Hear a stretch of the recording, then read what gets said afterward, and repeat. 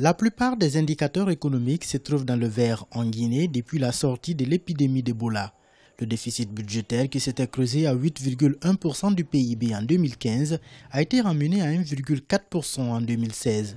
Les recettes publiques ont grimpé à 15% du PIB en 2016 contre 13,7% l'année précédente. Une amélioration due aux mesures adoptées pour mieux mobiliser les recettes intérieures et une réduction des dépenses publiques. Ces beaux chiffres ont cependant peu d'incidence sur le niveau de vie des populations.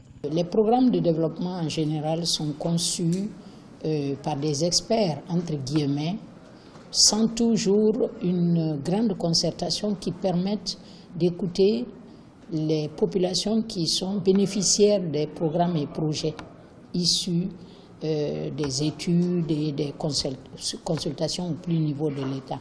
Environ 55% de la population guinéenne vivait dans la pauvreté en 2012 et ce taux s'est aggravé entre 2014 et 2015 en raison de la crise Ebola.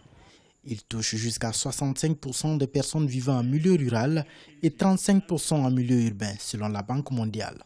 Que le taux d'alphabétisation des populations jeunes de moins de 24 ans en Guinée soit de 46% seulement, je crois que ça c'est un chiffre qui devrait marquer les esprits, n'est-ce pas?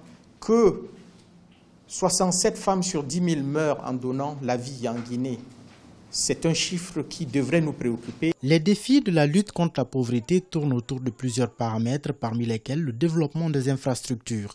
Le gouvernement vient de signer dans ce sens un accord cadre de financement de 20 milliards de dollars sur 20 ans avec la Chine dans le développement infrastructurel.